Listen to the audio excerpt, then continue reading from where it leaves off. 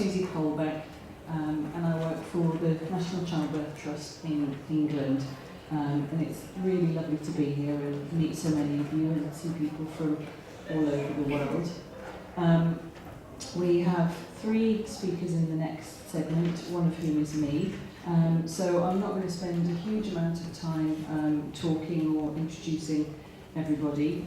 You can read more about the speakers if you want to in the programme.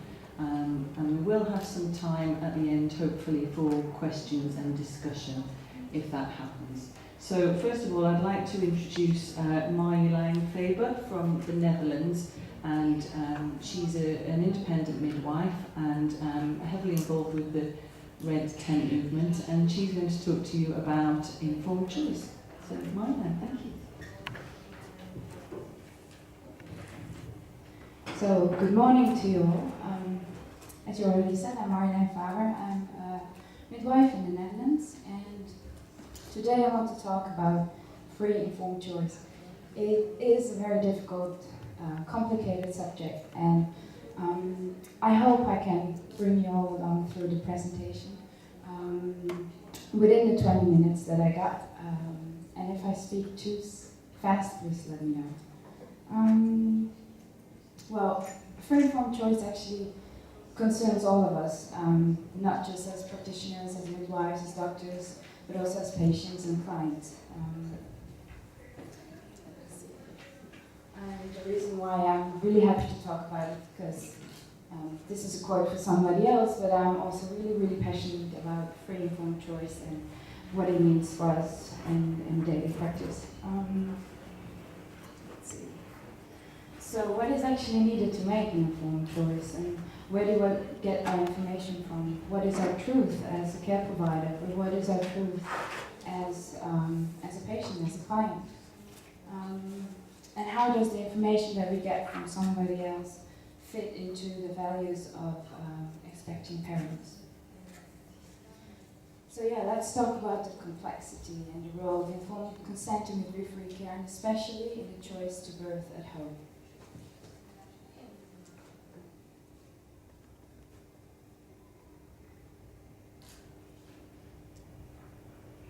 So when we talk, is it too quick? All right. So life has risks, and so does birth. So the goal of informed decision making is not a zero-risk choice, but a choice with the risk most acceptable to the woman.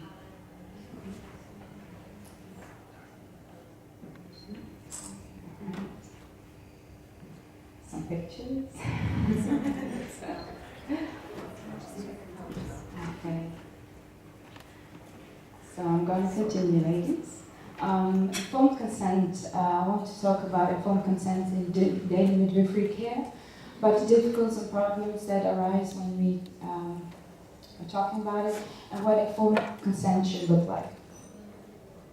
So if we look into informed consent in midwifery care, there are 2 things. Let's start with the systemic dysfunctions that we face.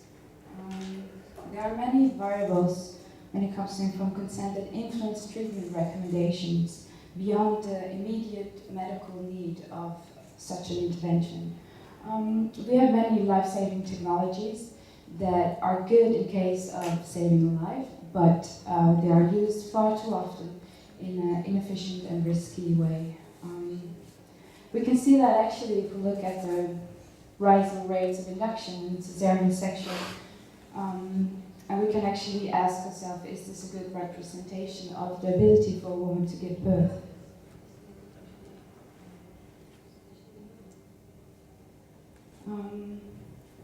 So yeah, the dysfunctions in modern maternity care are part of, for example, insurance policies, but also the hospital policies, our personal emotions, and the culture that we live in.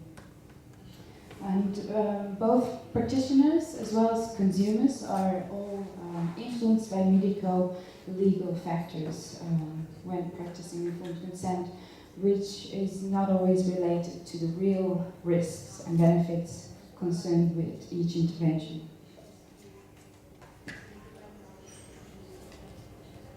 So there is actually a way to construct a system of care that uses medical-wise And it's one basic legal principle. And that is that all citizens have the right to informed consent in healthcare, and that includes the right to refuse medical treatment. So yes is not meaningful unless you have also the right to say no. Genuine informed consent recognizes the patient as an intelligent, autonomous human being capable of making decisions about his or her own body. So if you look at the legal right, informed consent is part of inform and a part of consent. And it is grounded in the fundamental liberties of most democratic countries. So both clients and patients have the right to receive the full information, including the risks, including the benefits of the intervention, and they do have the right to make their own decision on what to do with that information.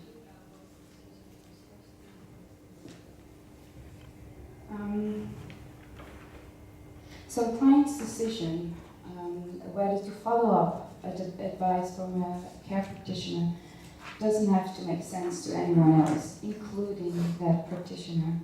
The right to informed consent is the right to weigh the full spectrum of risks and benefits according to the personal values of the client. And as we see last October in the court case of Konovalova versus Russia, it was a case where a woman was birthing a baby and a whole bunch of medical students were present there without her consent for them to be part of her birthing experience. So they state actually that states parties should not permit forms of coercion that violate women's right to informed consent and dignity. Can you all read it, or shall I read it out loud? Okay. So yeah, on paper it looks good. An intervention in the health field may only be carried out after the person concerned has given free and informed consent to it. This person shall beforehand be given appropriate information as to the purpose and nature of the intervention, as well as on its consequences and risks. The person concerned may freely withdraw consent at any time. Many organizations got informed consent based in, for example, the Right-Based Code of Ethics from ACOG in the United States. But how does it look in reality? This is maybe a chart that can make it easy to understand the law. It basically asks you, does this decision directly affect your body? In case it doesn't, you've got nothing to say about it.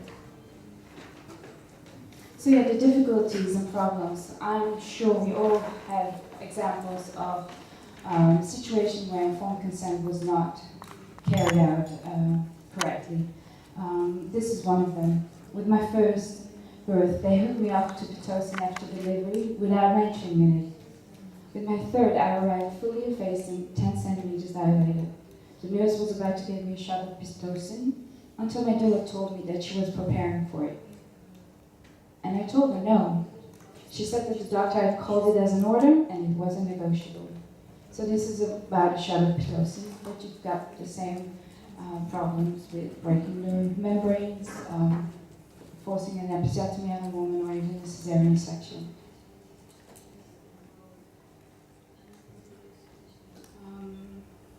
So the right to informed consent starts with the patient, and from there on it moves upward. I will come back to that later on in this presentation. Basically, hospital policies do not trump the constitutional right of a person.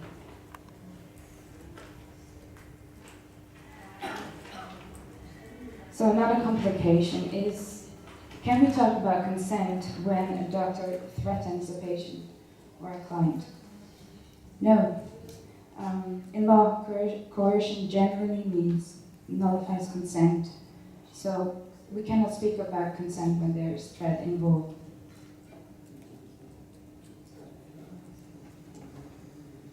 So yeah, what should it look like, informed consent? We have three parts of it. One part is informed, the other one is advice, and then support.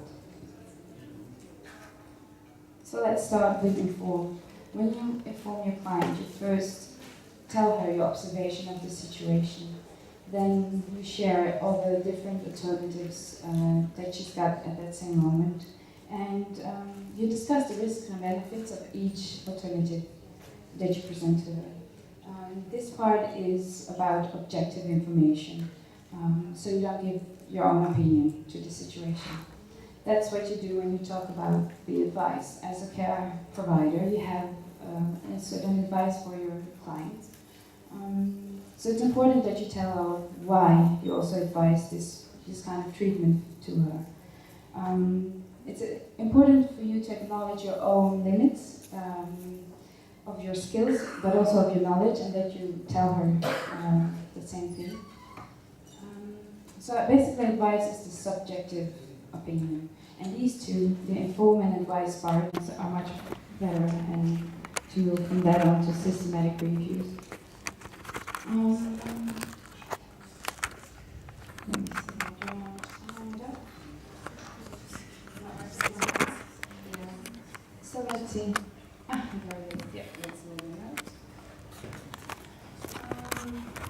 So a close look to the science of birthplace. How is the science produced? It's a really interesting question, especially if we look to the professional identities of the one doing the research. The process, but how it's done, and the way it finds itself into the literature. So yeah, we have different categories. We've got studies that are questioning the safety of home birth. Another category is the studies that question hospital birth.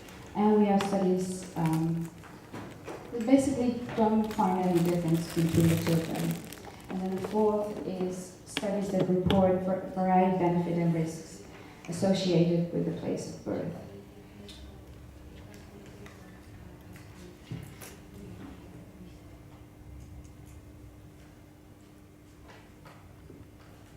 So if we look to producing the science, what is most obvious is that they never actually agree on the science or on the safety of birthplace.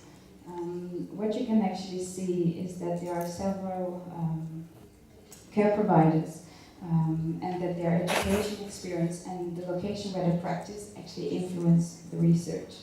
There's a Canadian study that states that 48% of the variance in preference is accounted by profession alone. So if we look to the studies that question home birth, those are the WEX and the Evers studies. If you look to the studies that question hospital birth, the Janssen, the Hutton, and the Yoma from 2013. So you see there's a bit of a divide between the groups. Another problem with research is the bias. We have persistent professional bias, we have publication bias, we got critical bias, and that all influences the information we got on the safety of home birth. So how can we move from this towards a more responsible use of evidence in birthplace? When it comes to research, and it's really advisable to do more research also in this part of Europe, we should do it with frenemies, so friends and enemies combination. So gynecologists, together with midwives, performing one research. So they can both agree upon an appropriate conditions and the variables of that same research. And the location for objective comparison of birthplace safety is also really important. This is the part of the research, but besides that, people get much more input when it comes to their decision on home birth. So you've got the scientific, which we talked about, you've got the clinical situation, the personal situation of a person, the cultural, intuition is also part of a person's opinion, political, legal, and economics.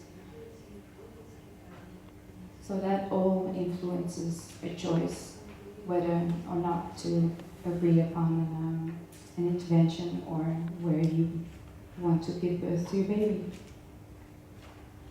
So yeah, part of that is the autonomous place of the person. We are not just people that process information like that. Our values are shaped by much more, by stories, by experiences, by our intuition. As care providers, I think we must try to understand how these values have been shaped for our clients, by whom and for what purpose. And that requires much more than just some interactions and risks and benefits. It's about relationship. And relationship is characterized by respect and obligation. As a care provider, you need to have respect to your clients, and as a client, respect to your care provider. And as a care provider, you've got the obligation to fully present all the knowledge that you have within you.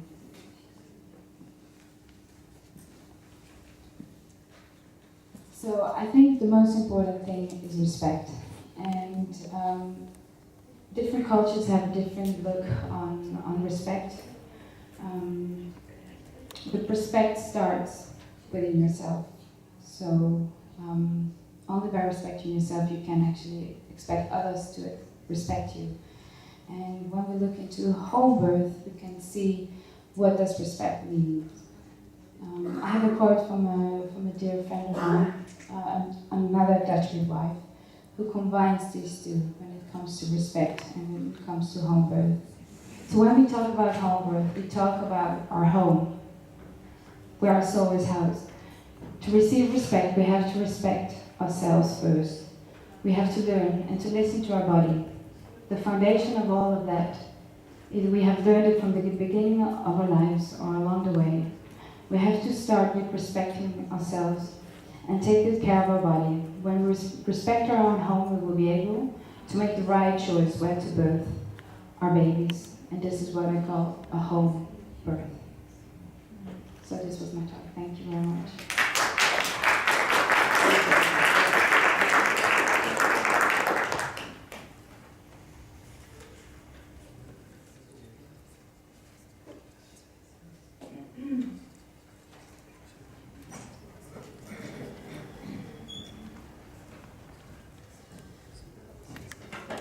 Okay, so morning again, everyone. You might notice that I don't have a presentation, simply because I just wanted to be able to talk to you. I'm here from the National Childbirth Trust in England. Would you do me a favour? Would you put your hands up if you've heard of the National Childbirth Trust in England? Excellent. Okay, that's a good start.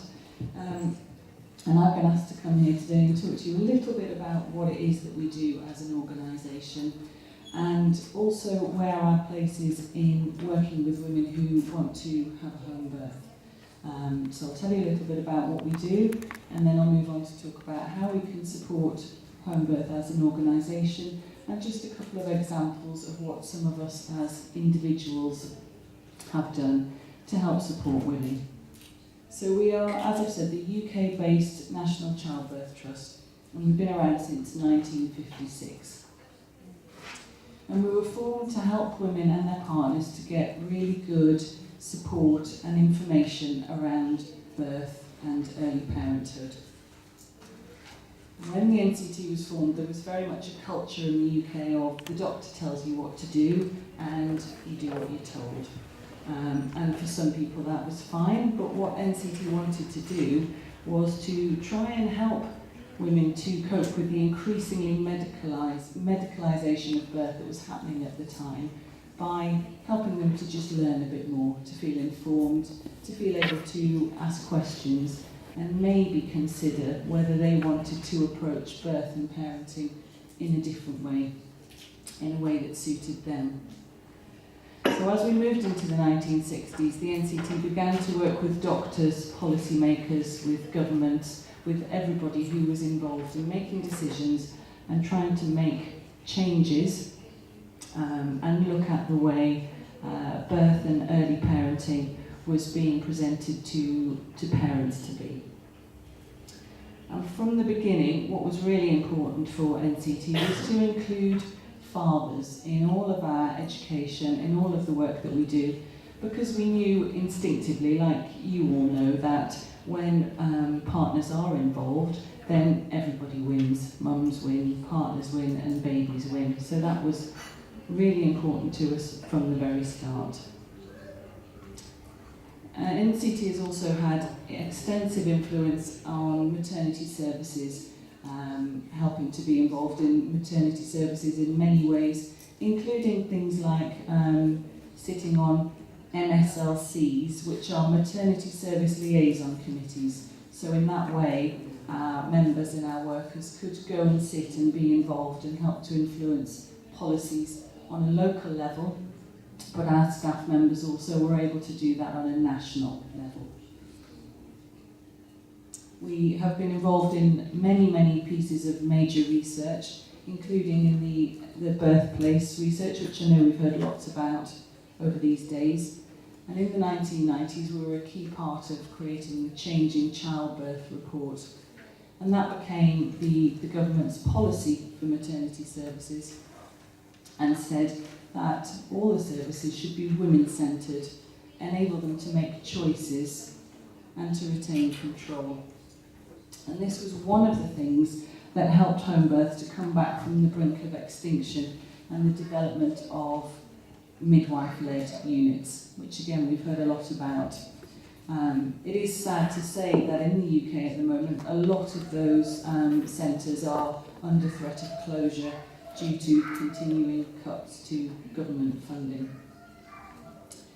NCT have also worked with health professionals across the UK to encourage implementation of the Baby Friendly initiative, which is working to support hospitals to support parents with breastfeeding, and it helps them to, it's a set of criteria that hospitals can work towards so that they can really say that they are providing the best possible support and information to help parents with breastfeeding. We've been involved in the drive to normalise birth at all levels. It's really important to us, and I know I've talked to some of you about it already over these 2 days, that it's important to us and it's important to the people that we work with, that they can learn about and understand the process of normal birth. We've also created in the very recent times, we've created the 1,000 Days Initiative, because what we know and what people have said to us is that what can sometimes happen is that there's lots of support and information in place for when you're pregnant, for when you have your baby, and then it goes. And of course we all know that having the baby is the start of a journey. So our 1,000 Days Initiative aims to provide support for parents from conception and for the first 1,000 days, so for the first couple of years, so that parents are able to have support and really good information all through that period. So I just would like to run through some of the services that we offer as an organisation to parents. And obviously, like most services, it depends where you live. But one of the things that we are best known for, and this is how I became involved in NCT, is antenatal classes. And we run these for couples, we run them for teenagers, we run them in some of our prisons. We have them within NHS settings whenever we can. And we also provide one-to-one education for some couples that want to have that. We also provide refresher classes so that people who have already had children, they want to come back, they want to learn some more. It may be that they want a different experience, or it may be that they've moved into a different area, so they want to come back and have a refresher. We also have some fathers-only classes, and fathers have said that they've really appreciated that, because sometimes there are things that they don't necessarily want to share with the women, some of their fears and things that they're worried about. And we also offer classes for people who are going to be having multiple births. So we try to reach people in as many different ways as possible, so that whatever your experience is, hopefully we can provide something to help you. We also provide breastfeeding information and support, and again that is within our antenatal classes, but it's also on a one-to-one basis. And one of the things that our breastfeeding counsellors really enjoy doing is to be able to have contact with women after classes. So you go to a class and you learn something and you're passionate about it and it's really interesting and you really enjoy it. It might not be as clear in your head 6 weeks later when it comes to trying that thing. So what women are then able to do is pick up the phone, ring somebody and talk to somebody who they've met, and that makes a huge difference. We also offer peer support, so we train women within the community. Not everybody is going to come to classes, but we can train women within the community to work with other women. So it can be a woman who's breastfed, or it can just be a woman who's recently had a small baby, and she can be there for you and help to share some of those experiences. And we offer lots of other classes, including pregnancy yoga, baby massage, and postnatal classes, which are run by our postnatal leaders. And the thing that I think is really important about all of our classes is that they aren't just about information giving. Yes, we do give information, and it's really important to us and to the parents that we work with that we give evidence-based, non-biased information. We're not directive, we don't tell anybody what to do. What we want to do is to empower people. But a big part of all of our classes is helping parents to form a peer group, because we know that that's what makes the difference in the long run. They can have a wonderful time at their antenatal classes, but we aren't going to be there in 6 weeks' time.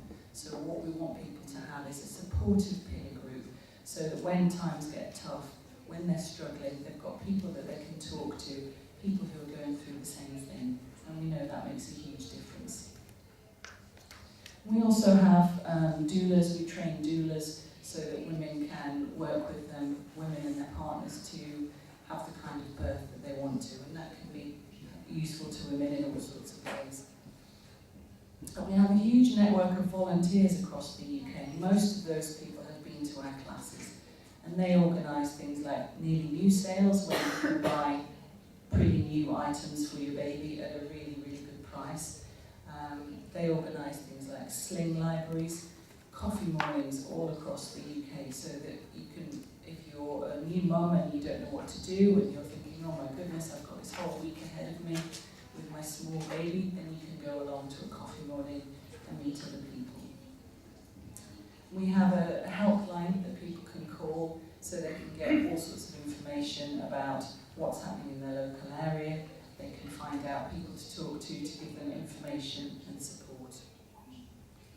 We also provide training for midwives and other health professionals, primarily in the field of antenatal education. So we've worked lots with midwives who want to be able to offer really good, supportive antenatal education. And this includes things like working with teenagers.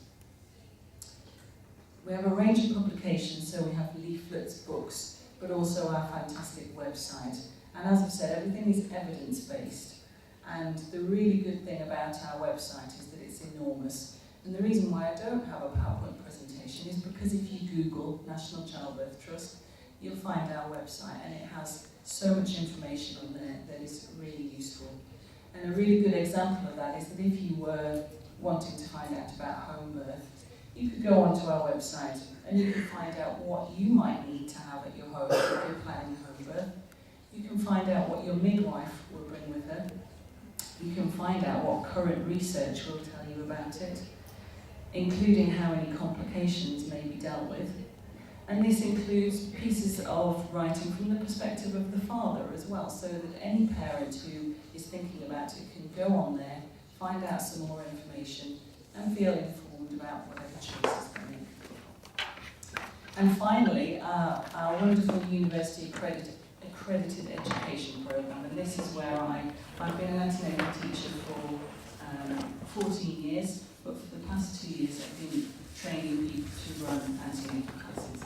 And our education is fantastic, and we get to work with women at all different stages of their lives, and we offer them many opportunities that then they can go and they can build a career in all of these kind of areas that we've talked about. So, what about home birth? NCT policy is that all pregnant women should be able to make choices about their planned place of birth. But included in this, we believe that there should be sufficient provision of midwifery-led services to meet the demand in all areas. Obviously, in order for people to be able to make choices, there need to be choices available for them. Women and their partners need respectful care, respectful support and evidence-based information to help them to make those choices. It's sad to say, and it's been really interesting to hear the thoughts and the situation from around the world, listening to people talk. But homebirth is still seen as a contentious issue in the UK in some areas. And the homebirth rates have dropped from a high of around about 30% in 1961 to a UK average of around about 2.5% now. And what's really interesting is that if you look at a map of the UK, you can see that probably like where you are, some areas high homebirth rates, some areas really low. Where I live in the northeast of England is low, around about 0.4%, whereas some areas in the southeast we have about 25%. So many women and their partners are not offered the option of home birth. When they go along for their booking an appointment, nobody tells them that that's something that they can do. And there's also a lack, as I've said, of consistency around what services are available to women. And in some areas, women are expected to meet strict criteria in order to be considered to be appropriate to have a home birth. And I saw a piece of research recently that said that only around about 12% of women, when they were asked afterwards, felt that they had been offered the full range of choices over where they gave birth. So you can see that clearly not all women are getting to make an informed choice. And on a personal level, I used to volunteer as the NCT Homebirth coordinator. And the stories that I would hear from women was that they weren't being supported to have or even to consider a home birth. And they said that sometimes that was a lack of support from midwives, and what was usually happening was that the midwives, either they hadn't had the training or they knew that the services in their area were not supportive and were not helpful for women who wanted to have a home birth. And then sometimes women were talking to obstetricians about home birth, and their obstetricians were, as we've already heard from other people over these days, they were listing all sorts of reasons why they weren't appropriate for a home birth, because they were tall or short or old or young or whatever it might be. And all these women wanted to do, and that was what we would do, was to just talk on the phone. They wanted to talk to somebody who would just talk through the options with them, not tell them what to do, but give them some information and help them feel that they could have a discussion which would make them feel more able to make a decision. So we also, a lot of our members run home birth support groups, and they're very informal, but that means that you can go along, you can meet other people who might be planning a home birth, you can meet people who've had a home birth. Sometimes there are people there who've been transferred when they've had a planned home birth, and that can be really reassuring for people to know, because I think often women, when they think about having a home birth, they imagine that being transferred is going to be hugely stressful. So sometimes being able to talk to other women who can share those experiences is really helpful. And sometimes we're able to have really passionate local home birth midwives who can come along, and it all just makes women feel much more comfortable and able to make a choice. We also can just raise the issue for consideration in our classes. As I've said, some women have no idea that that is an option for them. And they come along to classes and they find out about the importance of the birth environment, and they find out about the hormonal interplay, all of these things that we know need to happen for women to have a really good birth experience. And then simply by talking about those things, that makes them think, I wonder whether that might be an environment that would be helpful for me. And simply by talking about hospital birth and home birth in the same breath, giving them equal weight, we open some doors in people's minds for some people that they haven't considered.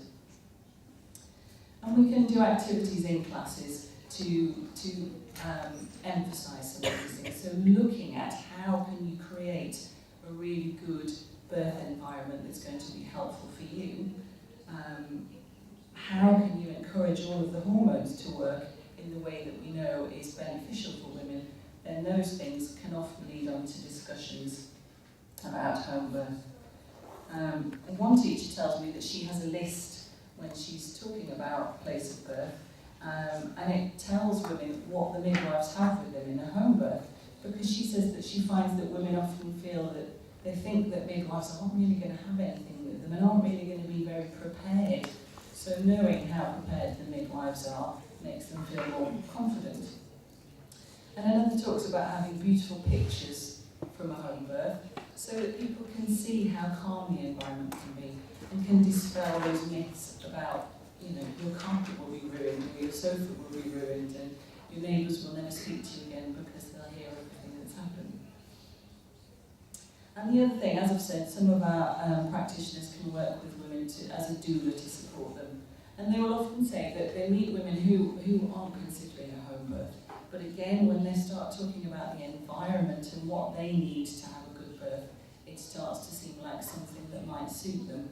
And then the doulas can work with the woman to support her in that choice. And a key thing that we do is signposting. So we point people in the direction of really good evidence-based information, but also people. So if somebody said, my midwife or my obstetrician is not supporting my choices, then we can say, well, did you know this obstetrician or this midwife, and help people in that way. And we can just be there, and I think that's one of the key things that we can do. We can be there for women who want a home birth, but who are struggling to achieve it.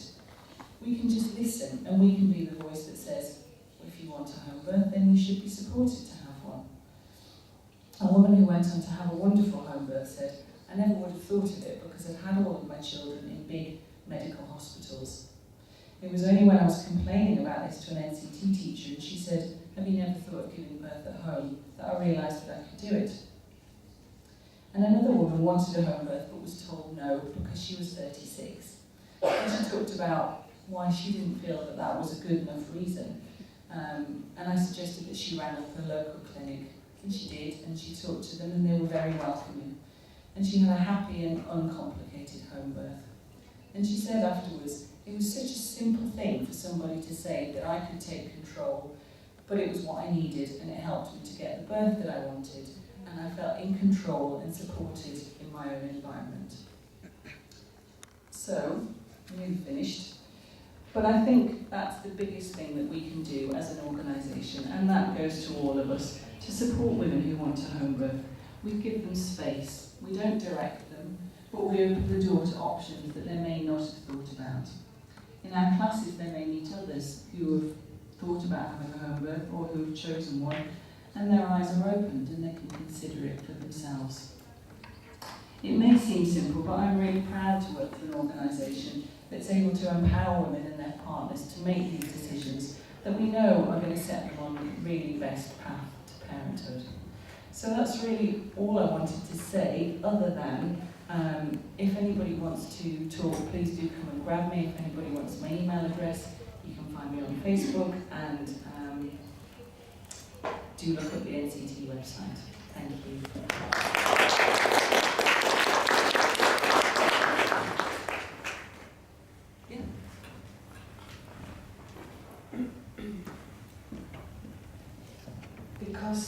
Protože je ten internet tady přístupný. Sorry, I have a headset. So I'll be speaking English.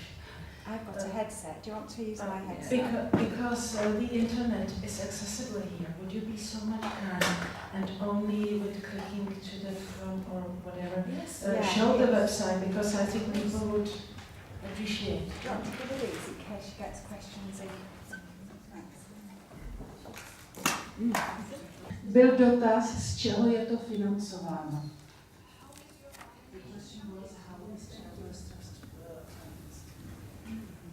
Very good question.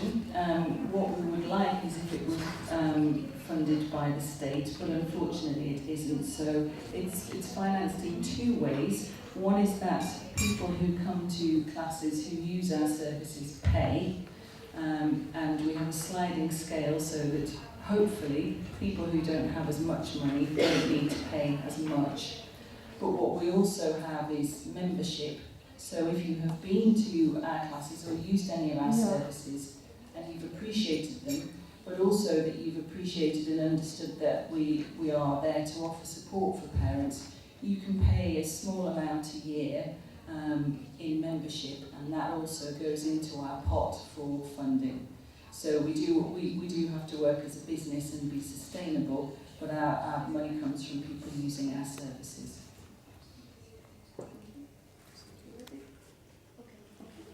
Okay, so I'm going to we will have more time for questions afterwards, but I'm now going to hand you over to Jette Aaroe Clausen from Denmark, and she is a senior lecturer in Denmark, and she's going to talk to you primarily about Cochrane and about evidence.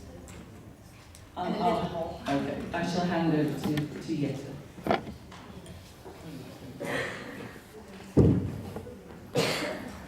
Hello. I want to say thanks to Susanna for organizing this very welcoming opportunity and very needed opportunity. Across Europe, women are looking for possibility of physiological birth. It's not just only in this country, but maybe you can call it a little extreme in this country because there are so few women who have an uncomplicated, unmedicated birth. I will talk about home birth in that respect as an option to avoid unnecessary intervention. First of all, I want us to give a little thought to all the women in this country and in other East European countries who have suffered from abusive practices such as routine episiotomy and the Christella maneuver. And throughout this conference, I have been thinking about, that it is quite extraordinary that we are discussing risk in uncomplicated birth so much without thinking about what the risk is of hospital birth, especially in a country like this, who have these abusive practices on a very frequent level. So that's why I brought my aides here, who don't talk about it, they don't speak about it, and they don't listen to it. And in this country, you don't have any statistics on women who has, for instance, died in childbirth as a reason for the Christella maneuver. And I have only recently come to Eastern Europe, and I already heard about 3 deaths in different countries here. So that's something to think about. So, first of all, I want to say that home birth in some settings is quite ordinary. They might be not very frequent, but they are there. Like in Denmark, where where the health authorities ask doctors and midwives to tell women that they have a choice for home birth. And we see now in England that because of the increasingly better evidence from observational studies, the health authorities, the NICE Institute has come out with an advice that says that multiparous women could give birth at home because they have less risk for interventions. So there is this about that we are sitting here talking about evidence for home birth is in fact backed up by things that are happening in different countries. This idea about that home birth can be safe. We shouldn't talk so much about positioning doctors and midwives on 2 sides of an abyss. You find midwives and doctors that support home birth, and you find midwives and doctors that do not support home birth. But I want to tell you that FIGO and ICM, the International Obstetrician and Gynecology Association, and the International Midwives Association both came out with a press release in 2012 stating that there are strong evidence that out-of-hospital birth supported by a registered midwife is safe and a preferred experience for many mothers. And among, of course, out-of-hospital birth is also home birth. I was one of the authors of this meta-analysis in the Cochrane collaboration called Planned Hospital Birth versus Planned Home Birth that I did together with a statistician, and it came out in 2012. What we were trying to look at here was this question: to what extent is it possible to select a group of low-risk women who might benefit from planning a home birth that is backed up by a collaborative medical support system in case of transfer should turn out to be necessary, rather than plan a hospital birth initially. The review was updated because Ole already in 1998 made the first review about where he looked at observational study to see if they supported home birth or hospital birth. And at that time, there were not many very good studies, but the best of them said that there were no statistical difference in mortality between planned home and planned hospital birth, but there were increased interventions in hospital birth. This evidence that was published in 1998 was also at that time supported by historical evidence. I want to point to you to Irving Loudon, an English sociologist and doctor who made a historical review about maternal mortality internationally.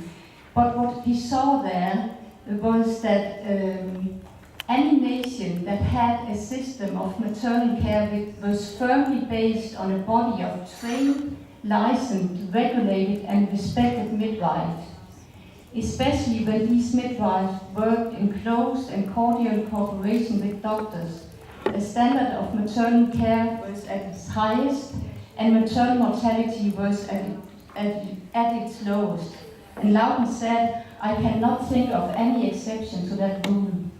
And I think that probably it would be possible also to extend this notion for perinatal mortality if you have a system that cooperates well. So if we think of this historically, we often think of it as, that hospital birth is the norm. But actually it has not been that for long. And what is also very important to realize is that when all birth came into hospitals in the 60s, there were actually not much evidence that this would increase safety. So Archie Cochrane, who laid out the foundation for what is called the Cochrane collaboration, actually awarded the wooden spoon to obstetric because, as he said, the specialty missed its first opportunity in the 60s when it failed to randomize the confinement of low-risk pregnant women at home or hospital. Then, having filled the empty beds by getting nearly all pregnant women into hospital, the obstetrician started to introduce a whole series of expensive innovation into the routine of pre- and postnatal care and delivery without any rigorous evaluation. And then he made a list of those, and I think we can say today that they may have changed from the 60s, the routines that we are used, but there are lots of routines in use now that have no evidence. Early cord clamping, giving women medication, as I heard last night, they get relaxation medication, in some places more or less routinely, fetal monitoring, episiotomy, Christella, and so on. So these concerns about the high intervention rate is also something that Europeristat, an European organization that is monitoring maternity care in Europe, has been noticing. And in 2008 they say concerns about the iatrogenic effect of obstetric intervention in women who do not have a clinical need for it has put normal birth firmly on the agenda for the 21st century.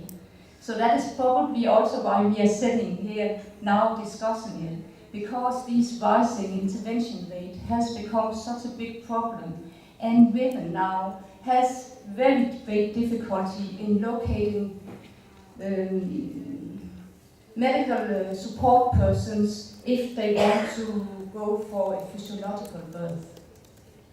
So we should stop and think, and not just say, is home birth safe? We should also ask, is hospital safe? And maybe we should even reframe our questions and just think about how can we organize maternity care so that it promotes safety. These days, listening to women from the Czech Republic, I have again and again been thinking, oh wow, this organization is actually increasing risk. It produces risk by not listening to women. And it's quite amazing and also quite scary. So when we updated this review in 2012, it was because observational studies of the increasingly better quality had been published. And you already heard Ken from Canada talk about it yesterday. And even after we published our review in 2012, we have also had the birthplace study from England that Christine McCord was talking about.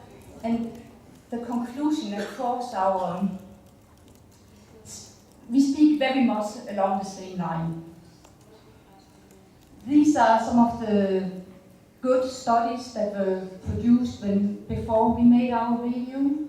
And what is interesting here is that you know that the good studies has not shown differences in perinatal mortality, but they show this, they have this in the birthplace study about this composite measure about birth trauma to the newborn, where they saw excessive risk in first-time mothers. And I think this is quite interesting in the context of Eastern Europe, because you know, hospitalism and home birth is not just about location, it is about what happens in those locations. And I would not be surprised if a birthplace study were done in Eastern Europe, that you would see much higher rates of these fracture of the clavicular bone and skull fractures and hemorrhages in the baby's brain in Eastern Europe due to the frequent use of the crystallum. So maybe what had the results from the English study may not be transferable to Eastern Europe. You know, when we talk about home birth, we should not only talk about risks and medical setup, because first and foremost, women has the right to choose where they give birth. So from the European Court of Human Rights, they framed the right to choose place of birth as a personal matter. So, and they furthermore stated one very important thing, and that is that a home birth comes with a professional. So I think that maybe you here in Eastern Europe should look into these rulings to try to push for home birth with an educated, qualified midwife who is backed up by a system, because that is what it takes. You need both good midwives at home, and you need good backup systems to make home birth really safe. What we concluded was that there were no strong evidence in favor of planned hospital or planned home birth. And what you should recognize when you read the review is what is meant by strong evidence here is randomized trials. But as you also have heard in other lectures here, it is not possible to make randomized trials where you measure on mortality either for the mother or the baby, because they should simply be enormously big. Because if you measure a very rare outcome, you need really extremely big groups. and mortality for mother and baby is very, very small when we talk the absolute risk, when we talk about normal birth. So for instance, if we were to measure that mortality for the mother would be increased 100%, we would have to make trials with millions of people in it. If we wanted to make a trial that would falsify the study from Holland, where there were more than 500,000 births in it, if we were, and that said that there were no differences in perinatal mortality, if we were just trying to say, can we falsify this result, we would need more than 100,000 women in this study, and of course we can't do it. So what is left is of course good observational studies. So what we concluded in our analysis was that we think that all countries should consider establishing home birth services with collaborative medical backup, and of course offer women information about evidence and choices. So the reason why we should keep home birth is not only to give women the possibility to give birth at home. Home birth services is also enormously important for the development of birthing possibilities for women, because home birth is one of those places where the possibility of physiological birth is still alive. And actually there are many professionals throughout Europe who are losing the ability to know what a normal birth is. I work with education of midwives on a daily basis and have done so for more than 15 years. And it is so evident that our students is having more and more trouble because they do not see very many births without medical intervention. So the right to choose birthplace is a human rights issue, and because it's a human right, of course, you can't have home birth without having midwives. So we need home birth to provide midwifery services to women that for various reasons do not want to give birth in a hospital. It's not just a safety issue, it has to do with women's values. We should also provide services for women that wishes to minimize medical intervention in birth and to avoid iatrogenic effect, that is, unwanted effects of interventions. And all in all, home birth or the home is a laboratory where we can study and learn about undisturbed effects and non-medicalized birth.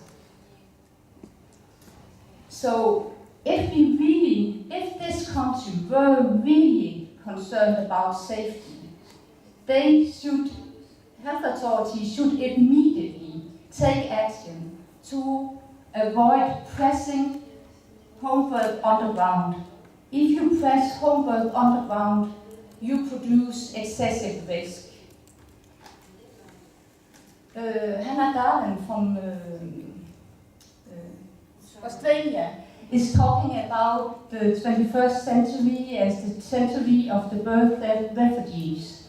That is women who leave their home or their country to search for places to give birth. And that is exactly what is happening in the Czech Republic. This is not acceptable. And another way I would say that you could be birth refugees is not just to leave your location locally, but it's also to leave supportive persons behind you, to leave the midwives and leave the doctors behind. That is also a way to escape and become a refugee. And all these things together is increasing risk. So if they really want to do something, they should start listening to women. They should establish open, accessible home birth services where midwives could talk openly. They could register their results. They could be monitored and questioned. that would kind of create more security for women. And what is also very important is that midwives should be able to refer women for treatment or consultation in hospitals if complications arises. It is, you know, we heard yesterday about this woman who had had an episiotomy that bled for a lengthy time. It's so avoidable and preventable complication that it should just not happen. This is really a warning signal if you see that kind of complications at home birth. And I would consider that a system failure. Someone went up to her after and said they knew the details and it was amniotic fluid embolism. Okay, but you get the point. Yeah? If you have some complications, you should be able to transfer women. You know, Czech Republic are in trouble. I looked at the report 2010 from CEDAW. CEDAW is a UN organization that works with the Convention of Elimination of Violence Against Women. And CEDAW has pointed to that there are problems in the Czech Republic. And one of the things they called for was that women had the right to refuse medical treatment and that you should have a protocol for normal birth. So I think that one of the ways that the Czech Republic could kind of answer CEDAW's call for change in maternity care would, as one of many options, be to establish a well-functioning home birth system here. And that's it. Wow.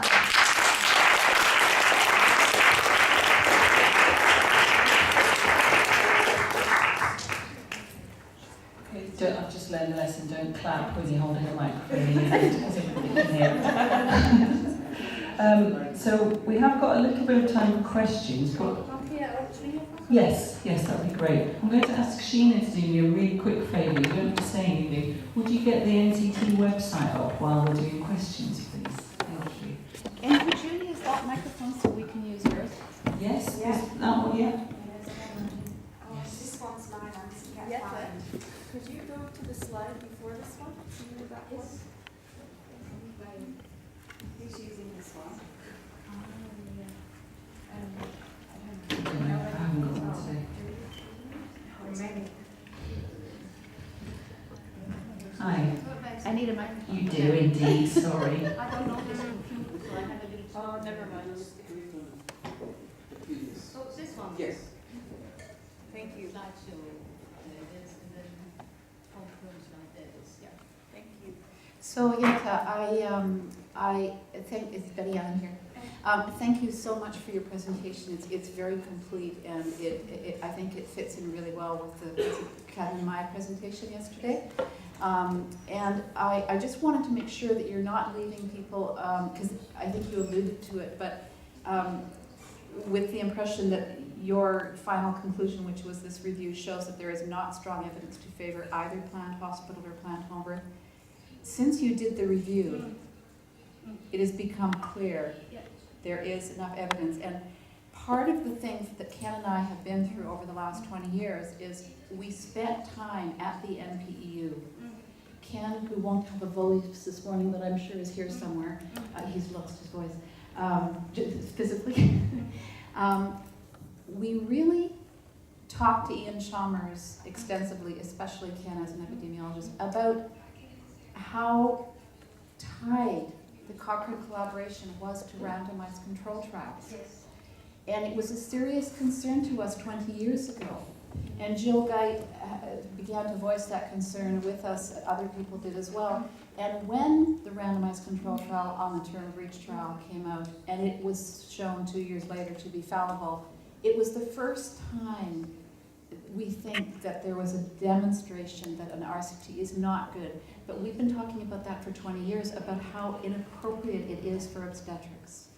So I just want you to leave them with that. Can I follow up on that? Because Yes. I agree totally. Yeah. But you know, that is why I said that the conclusion here is still, we said that there were no strong evidence, and I know this is very technical, so maybe some of you did not get the point, but when I said that it was from randomized trials that we were concluding, that is exactly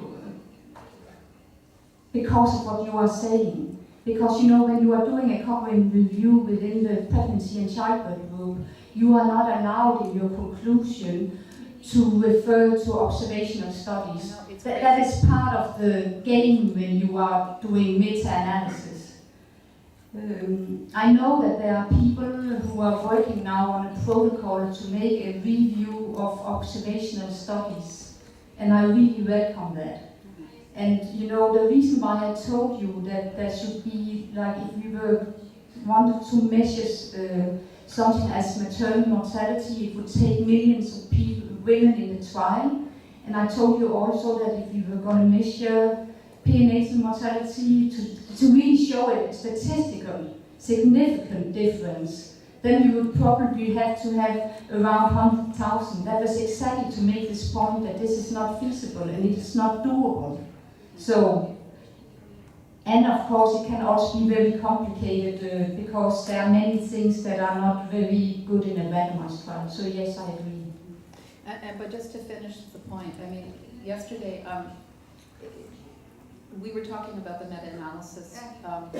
The last meta-analysis has actually been debunked because of what we talked about yesterday, that the Dutch have actually come out with a study since that meta-analysis showing that their perinatal mortality is no higher when it's extended to 28 days. So it's already put that in the dust. And the Canadians have made the decision that there is enough evidence now. There is from the observational data. That is why we now recommend Homebirth to low-risk women. For me, I'm not a statistician, and when Ola, to be very honest, when he asked me, Jette, please do this work with me, I first said no, because I can see the limitations of meta-analysis. And also, it's a strange thing, you can't live with them, you can't live without them, I don't know, it's really difficult. But the reason why I did this was because I saw this text as a vehicle for information for women in different countries who had to discuss with politicians or healthcare personnel.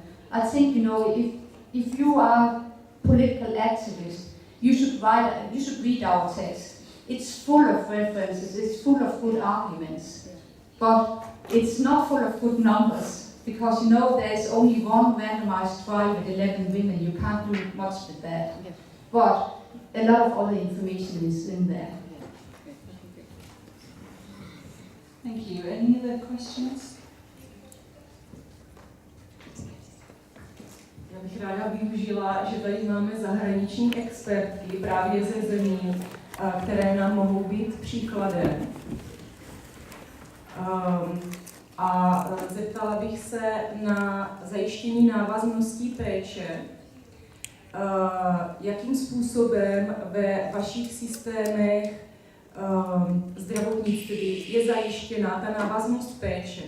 Když porodní asistentka je s ženou doma, má nemocnice nebo nejbližší nemocnice informace o tomto porodu, má i osobní data, údaje o té konkrétní rodičce, o tom, kde bydlí a tak dále.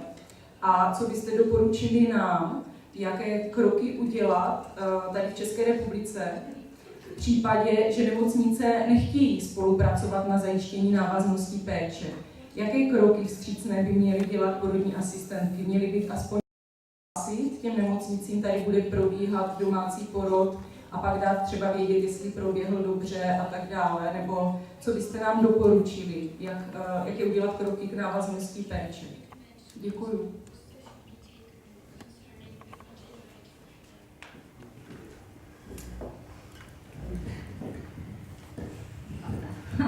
This is extremely difficult to answer, because I think you are right that opening up is very important. But on the other hand, it's also not being naive, because the first I don't know this system, so it's just my imagination, but I think, you know, the first midwives that would report to a hospital here with these abusive practices that is in this country, they could probably get in trouble also. So maybe you need somehow to organize a kind of a campaign, linking up with each other. And, you know, I don't know much about Czech Republic or the other East European countries, but with my very little knowledge, it's more intuitively than really knowledge, but somehow I have this feeling that midwives at times are fighting each other, that they are not very united, and I think that's a major problem. And you know, we have seen that in many countries, also in my own country, when we were losing Homebirth in the 80s, we had a few midwives who went out and made something, a small organization called the Free Midwives, and the Midwifery Association, what they did was that they were trying to exclude them from our union. So I think if you look in many countries, you will find these kind of conflicts, and they are so counterproductive. You need to unite, you need to make a plan, and then you need to evaluate that plan. So, and you know, what I also hear here is that, you know, if we were going deeper into this question, we really had to focus on the postpartum period. Because, you know, we talk about as midwives is doing the same in all countries, they are not. And there's something about this medical power in East European countries that becomes so visible when you look at the postpartum period. All this strange idea about a pediatrician who needs to measure and weigh a newborn healthy baby. In my opinion, this is totally misuse of resources. But it kind of keeps women, giving them more difficulty in getting into control. So the midwives should, of course, you talk about continuity. You need to have midwives both in antenatal care, in birthing practices, and in the postpartum period. Okay. So was the question for you also? I'm sorry, I didn't hear all of the questions. So it was regarding what? Continuity of care. Could you give any advice for them how to move on here? Should they be open? Should the midwives be open about their practices this year, or? I mean, I think it's difficult, and it's especially. Can you say that? Could you just say the question again? Say it again. Okay. I would like just to know the standards in your country. How is provided or assured that there is a continuity of care, and what a midwife has to do when assisting home birth? Is she obliged to call the hospital or to inform them about the home birth, or what is she doing? What are the steps she has to do for the continuity of care? And this is the question. What is in your countries? Okay, thank you very much. I mean, I can say for the UK that continuity of care is something that all midwives and health professionals are supposed to provide. But I'm going to hand this question over to the much more qualified to answer it, Sheena, to talk about the specifics with regard to midwives. So, in relation to continuity of care, it's not very good, really, generally. There are pockets of case-holding group practices where midwives provide continuity, but in the main, it's quite fragmented. In relation to home birth, home birth is, as you saw the statistics before there, is quite small, but we do have birth centres. And usually for home birth, there is a better chance of continuity, but it's not always guaranteed. So it depends on the area, it depends on the organisation, but home birth is facilitated in the main, so we don't have a problem with like you do in some countries where it's underground. It's very much, it's not always offered in the right way, and it's sometimes some home birth services are actually cancelled at the last minute because of pressure within the hospital. So it's not the best system, but there isn't the same kind of underground activity as there is in other countries. So it is accepted in the main that a woman can have a baby at home. This afternoon I'm going to be talking about really good practice that's happening in the United Kingdom, because I think we should be focusing on that. We should be focusing on what's positive and what works. And that's what the Royal College of Midwives is trying to do, and I'm going to be talking about that this afternoon, just to say that we really should be focusing on what's working well and trying to get that replicated in different areas. So it's not perfect in the United Kingdom, but there is some really good practice. Does that help? I don't know if you were here yesterday when we talked about Canada, but in Canada it is a requirement. To be a midwife, you have to provide continuity of care, and you have to provide home birth, and you have to provide hospital birth. You have to provide all three of those things in order to be a midwife, because it is considered so fundamental. And it was done because we went to all the different countries that we thought were the best places to emulate, and we found that the best place was, Denmark was quite good, Holland in particular. And we decided we would implement it in a way that it was required. And so it has become a fundamental thing. And since then, Jane Saddle's work on continuity of care has come out. It's very clear that it's very important. The other thing that's come out is there's something, she didn't find it, I talked to her about this. We realized there's something about this prematurity element that we've been talking about with home birth. Home birth data shows that for some reason, babies have less prematurity when they're working with midwives and are planning home births. We don't know what it's about. It doesn't seem to be just continuity of care. I think it has to do with nurturing.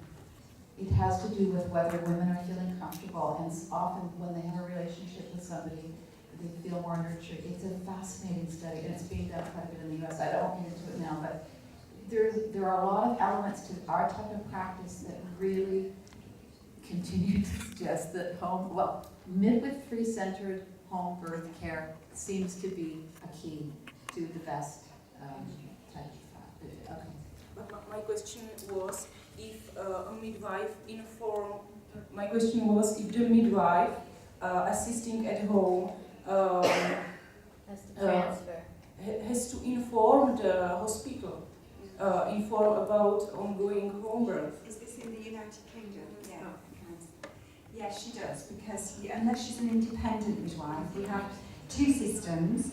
So there's a small group of independent midwives who don't have to inform the hospital. Then there's the midwives that work for the National Health Service. They're all part of the same. So that the home birth midwives are the same, work for the same organisation. So they just inform them as a matter of course. It's not because somebody's watching them. They just need to know what activity is going on at all times. No, but she asked me in the end. Yeah, we don't. Yeah. So in Canada we don't, but it's because it's becoming very common.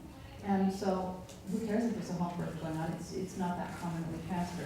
If we think we're going to have a transfer, I sometimes phone ahead just to find out who's on call. If I'm going to be doing a breach, I labor with them at home and I go in. But I don't, and that's a different thing. But no, we don't warn them unless, what we did for a while, we're in a rural areas, we have a huge country. If we are like 40 minutes from the hospital, we used to warn the ambulances in the area that if we have a transport, we wanted them to be alerted.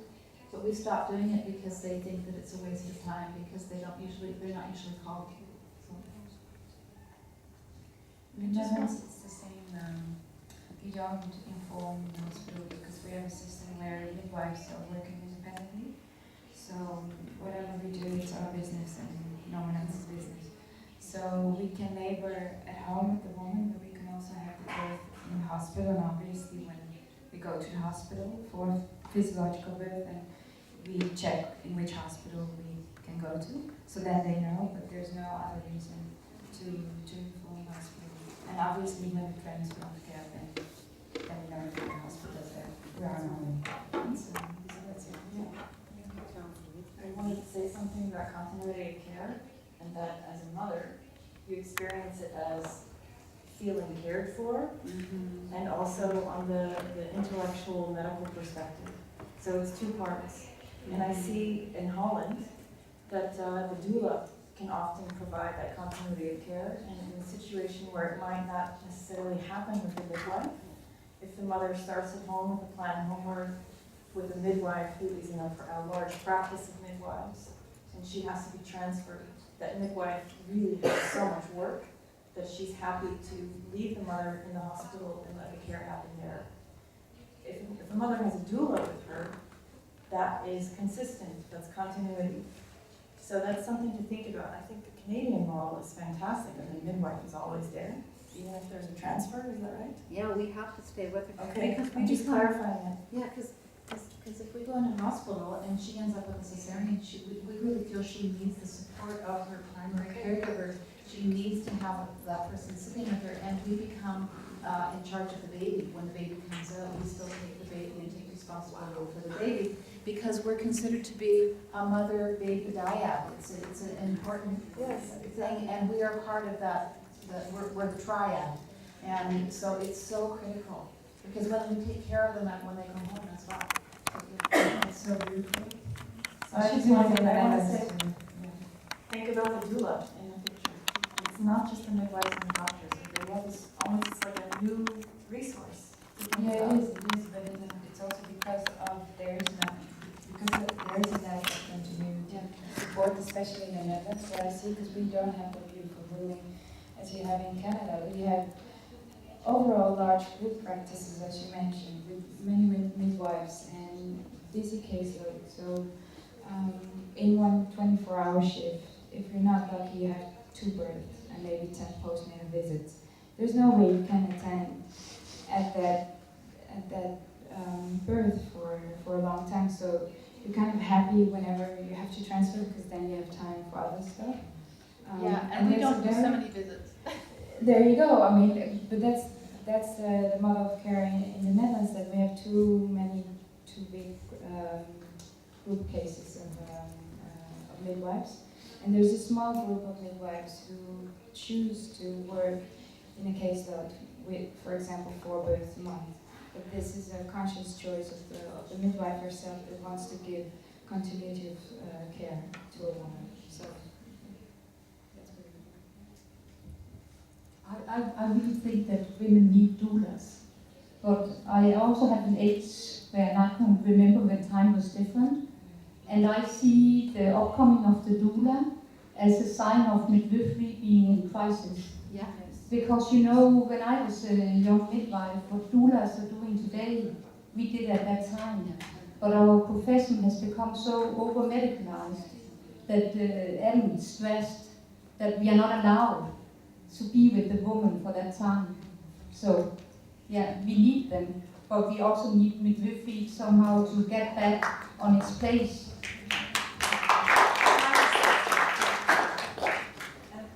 To make an important point about the informing the hospital and the connection between the hospital and the midwives. From my perspective and where I worked, doing home-birth care and birth centre care, and it's just picking up on yours, Jette, that really when you have systems that work well together. So if you have a respectful relationship with the doctors and the midwives at the hospitals, and they support you to, you've got a supportive system where hospital and home birth is equally valued, then there isn't an issue with them knowing whether you're there or not.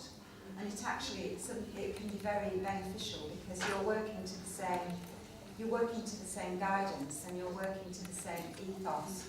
So hopefully that's it at its very best, and we know that it goes wrong sometimes.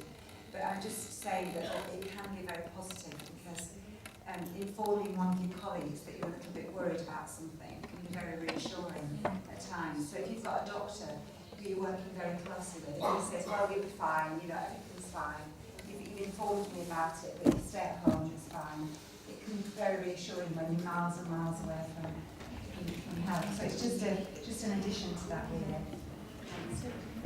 So listen, I'm aware that lots of people might have questions and things to discuss, but I'm also aware that people need to eat and people need to replenish themselves so that they can get lots more out of this afternoon. So thank you. I mean, I'd like to thank the translators as well, because it must be such a difficult job. And I apologise about my own lack of expertise in some of these areas. But I just want to say how lovely it is to meet you all, and that everybody in this room is here because we want to make things better. So I think we should all give ourselves a clap and go and enjoy lunch.